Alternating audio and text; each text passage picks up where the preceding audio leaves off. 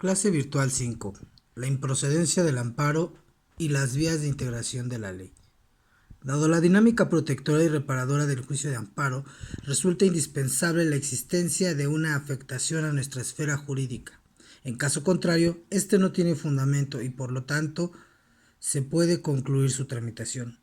Por lo que toca a las vías de integración de la ley, resulta en las instancias a través de las cuales se subsanan las lagunas que ésta puede tener.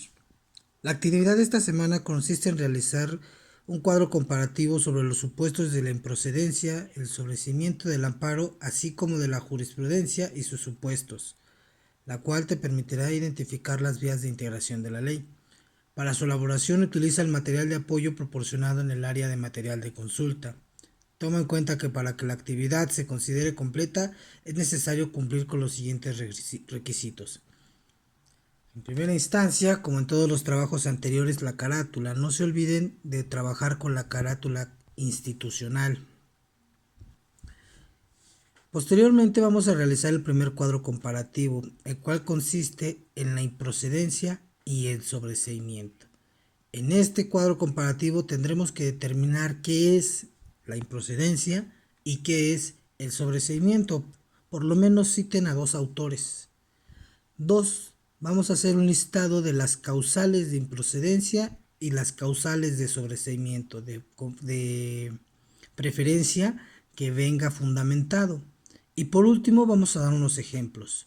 Es decir, vamos a seleccionar una causal de improcedencia y una causal de sobreseimiento. Y por cada una de ellas vamos a narrar un caso concreto. Este puede ser real o ficticio. Como mínimo, deberá contener 2 párrafos con 5 líneas cada uno para que la actividad se considere completa. Deberán estar escritos en letra Arial del número 12. Pero hablemos un poco de la improcedencia y el sobreseimiento. Estos temas se les van a hacer familiares ya que los vimos en el primer cuestionario. Dentro de lo que toca a la improcedencia, podemos tener que la improcedencia resulta precisamente como el nombre lo dice, en todas aquellas causales a través de las cuales el juicio de amparo no puede tramitarse, es decir, aquellas acciones o aquellos actos o omisiones de la autoridad que dada su especial naturaleza resulta inaplicable el juicio de amparo. De conformidad con el artículo 61 de la Ley de Amparo, tenemos en primera instancia que contra las adiciones o reformas a la Constitución de los Estados Unidos mexicanos resulta improcedente el juicio de amparo. Esto toca dado que la naturaleza de la Carta Magna no se puede establecer un juicio de garantías en contra del escrito o del oficio que nos otorga estas garantías. Entonces, al ser nuestra Constitución el máximo contenedor de los derechos fundamentales y el pilar de nuestro sistema jurídico, resulta improcedente, por demás que resultaría ocioso, tener que iniciar un trámite en contra de la Constitución misma, fundamentado dicho trámite en la Constitución. Otro apartado de dicho artículo nos menciona que contra los actos de la Suprema Corte de Justicia de la Nación resulta improcedente también el juicio de amparo.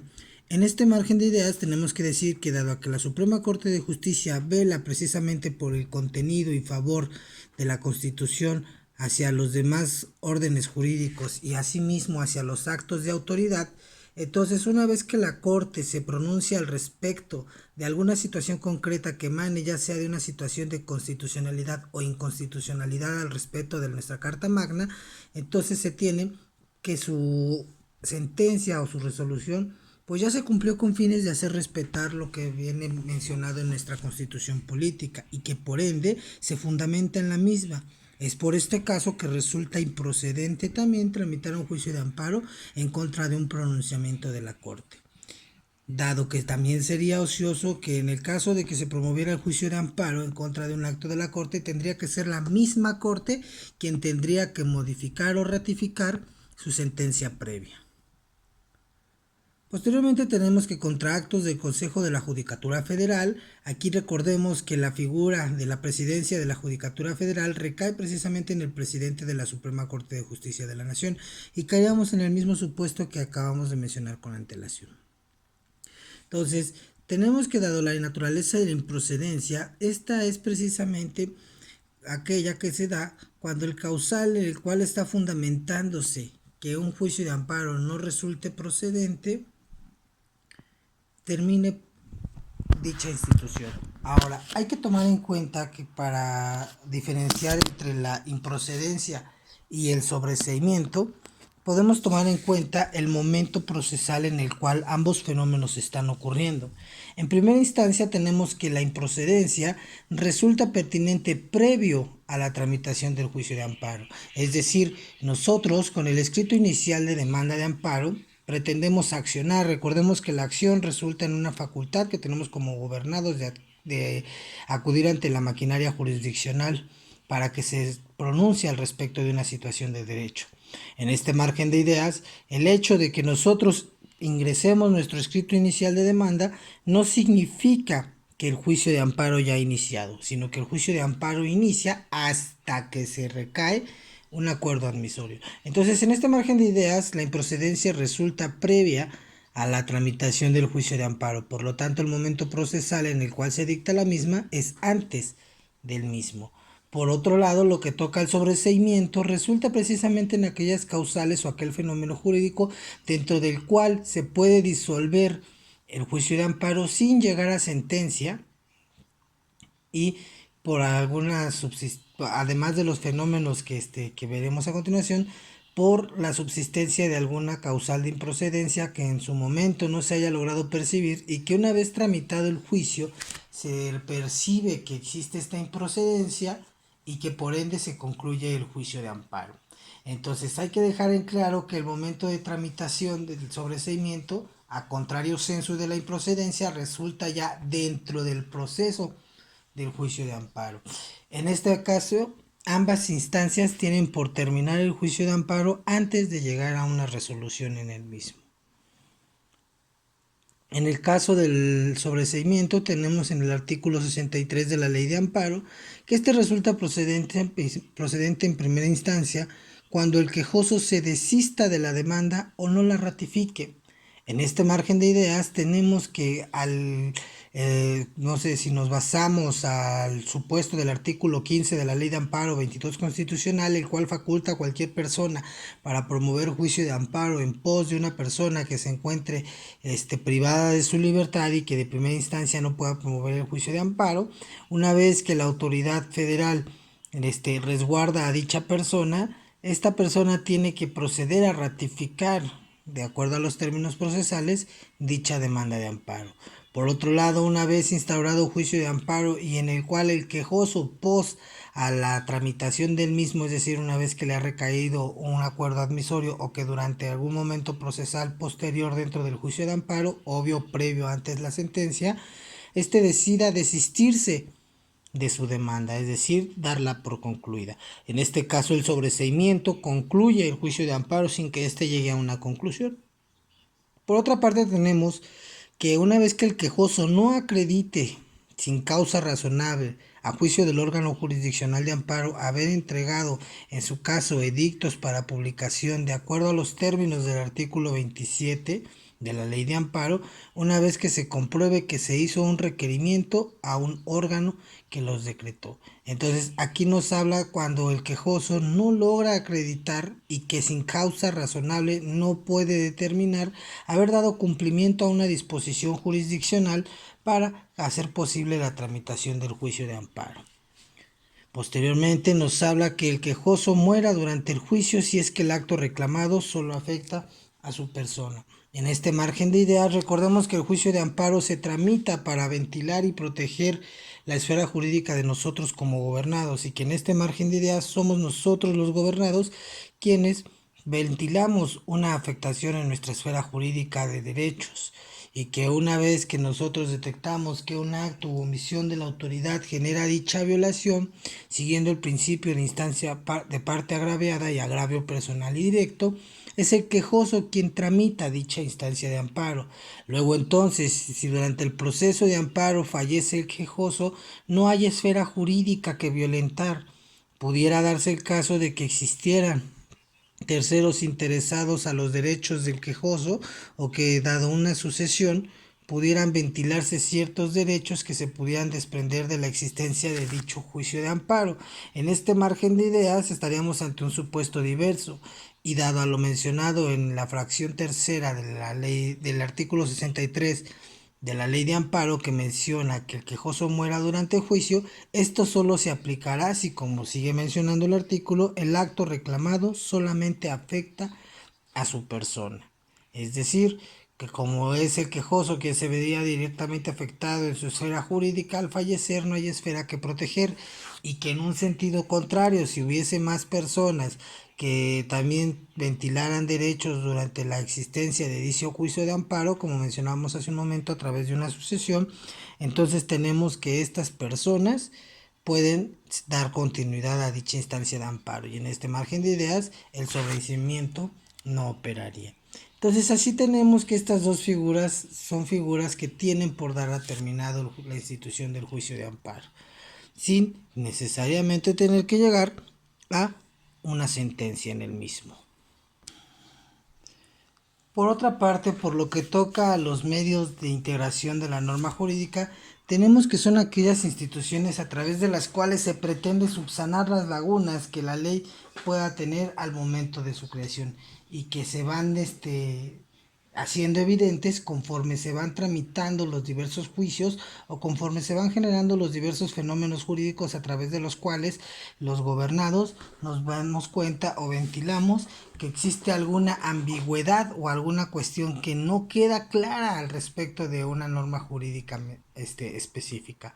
En este margen de ideas se tiene que al respecto la ley de amparo nos habla sobre la jurisprudencia y sobre la declaratoria general de inconstitucionalidad. En este margen de ideas, la segunda parte de nuestra actividad consiste en realizar un cuadro sobre las vías de integración de la ley que contenga las siguientes características: las disposiciones generales al respecto de este apartado y las diferentes formas de realizar jurisprudencia, que a saber van a ser por reiteración de criterios, contradicción de tesis y jurisprudencia por sustitución. Asimismo, para concluir dicho cuadro comparativo, se va a incluir un apartado en el cual se habla acerca de la Declaratoria General de Inconstitucionalidad. Por lo que corresponde a la jurisprudencia, como su nombre o su predisposición etimológica menciona, de determinar el derecho, hace referencia a aquellos procesos dentro de los cuales un criterio generado por el órgano facultado para ello en vías de interpretación de la norma jurídica, en este caso la constitucional, va a servir de pauta para que nosotros podamos entender el sentido del legislador al momento de generar una norma jurídica que, como habíamos mencionado con antelación, resulta ambigua. En este margen de ideas, si aterrizamos a varias de las jurisprudencias a través del semanario judicial en el modo tradicional de consulta por medios electrónicos, podemos encontrar que las jurisprudencias hacen la tarea de explicar o de aclarar el sentido de la norma jurídica al respecto de alguna situación pues que no se tenía muy en claro. Por otra parte, por lo que toca a la Declaratoria General de Inconstitucionalidad, se hace referencia más que a nada a un proceso a través del cual se puede obligar al Poder Legislativo a modificar las disposiciones de la norma jurídica por resultar esta reiteradamente violatoria. ¿Qué ocurre a contrario sensu de la jurisprudencia? En el primer caso, al respecto de la jurisprudencia, se aclara cómo es que debe de interpretarse una norma jurídica. En el segundo caso, dicha norma jurídica se puede dejar sin efectos, al menos dentro de la aplicación del Poder Judicial. ¿Qué significa esto o qué trascendencia tiene esto? Bueno, podemos hablar nosotros de que si existe una ley o una norma y que el poder jurisdiccional considera violatoria de derechos fundamentales, lo principal será avisarle al legislador que dicha norma está ocasionando violaciones, dándole un plazo para que la modifique, y que en caso de que dicha disposición no se modifique, de forma automática, al tramitarse un juicio de garantías al respecto de dicho artículo, se le concederá el amparo a las personas. Un ejemplo que podemos citar para esta situación en concreto es al respecto del el uso lúdico de la marihuana, una situación que se está atravesando en la actualidad. Bueno, no es como que la ley de salud inmediatamente viole nuestro derecho al sano esparcimiento, que es el argumento mayormente utilizado para este tipo de amparo, sino que es un proceso el que se debe llevar a cabo. Vamos a dar artículos para establecer el ejemplo, vamos a dar artículos al aire. Por mencionar, vamos a hablar de que en nuestra situación ficticia existe una ley de salud. En esta ley de salud, el artículo 15 establece que no se puede utilizar de manera lúdica la marihuana y que una persona solamente puede portar 5 gramos con finalidad médica. Entonces, en este margen de ideas, lo correcto sería tramitar en primera instancia ante la COFEPRIS, que es el órgano encargado de regular dicha disposición, un permiso para poder portar la marihuana. En este margen de ideas y siguiendo este fundamento que acabamos de dar, el COFEPRIS pues nos va a negar dicho permiso. Luego entonces, al existir una declaratoria general de inconstitucionalidad en contra de dicho artículo, toda vez que la Corte lo ha declarado inconstitucional porque no nos permite nuestro libre esparcimiento y nuestra libre decisión personal y corporal, entonces resulta que este artículo es violatorio. Sin embargo, el legislador considera que no es violatorio y considera no modificarlo. En este margen de ideas, una vez que nosotros realizamos nuestro trámite ante la COFEPRIS, ellos nos responden negándonos el permiso, nosotros con esa negativa procedemos ante el órgano jurisdiccional a promover un amparo, entonces automáticamente se nos está concediendo el amparo, siempre y cuando nuestra acción esté debidamente requisitada conforme a derecho. Automáticamente se obtendrá la suspensión del acto, que en este caso es que COFEPRIS no nos permita el uso lúdico de la marihuana y su consumo, por lo cual estaremos en este caso facultados para poderla tener y consumir con fines lúdicos.